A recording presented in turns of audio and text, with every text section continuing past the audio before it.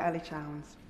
Thank you, Madam Deputy Speaker, and I'd like to thank the honourable member for securing this debate on this vital issue of NHS backlogs, which is of great importance to me and to my constituents in North Herefordshire. Now, we're short of time, so I won't talk as I wished to about the need to tackle the crisis in social care and the need to invest in a really heavy way in public health. I'll focus my comments today, in particular in responding to the government's announcement today on elective care. And I hope the Minister will be able to respond in her response in a moment to some of the questions that I'd like to pose, because it's one thing to use spare capacity within the private sector to tackle the absolute crisis that we have in terms of waiting lists and backlogs. I can understand that as an emergency measure, but it's quite another to propose long-term, effectively outsourcing from the NHS to private providers.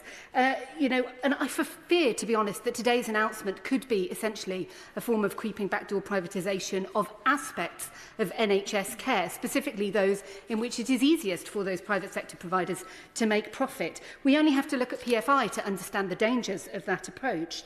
And I have read today's partnership agreement between the NHS and the independent sector. I've read it, and I'm afraid I find it the opposite of reassuring. If I just briefly canter through some of the reasons why. In section 2, it indicates that the government does envisage increased private provision of both surgical and diagnostic services. There's some text in section 3 which is about trying to seek assurance that those private providers won't cherry pick essentially the most attractive, easy, most profitable patients, but all it says is that the independent sector will review its patient criteria. There's no teeth there to that.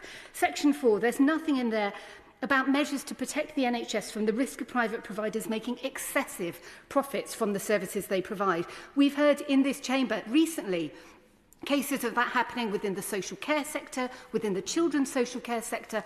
Is there not a real risk that that could also happen within the healthcare sector if this is not actioned on? And finally, Madam Deputy Speaker, in section 5, there is, I think, nothing there that will address the risk of transfer of services to private providers leading to leaching of staff from the NHS services into the private sector. How are we going to be guaranteed that there isn't going to be excessive competition in a workforce that is already extremely stretched? So for myself, for the Green Party, the profit motive has no place in our NHS, and I very much hope that the Minister will provide some assurances on this count that the NHS will continue to be publicly owned, publicly run for public benefit, and that these concerns I've highlighted will be addressed so that we have teeth in the agreement between the NHS and the independent sector.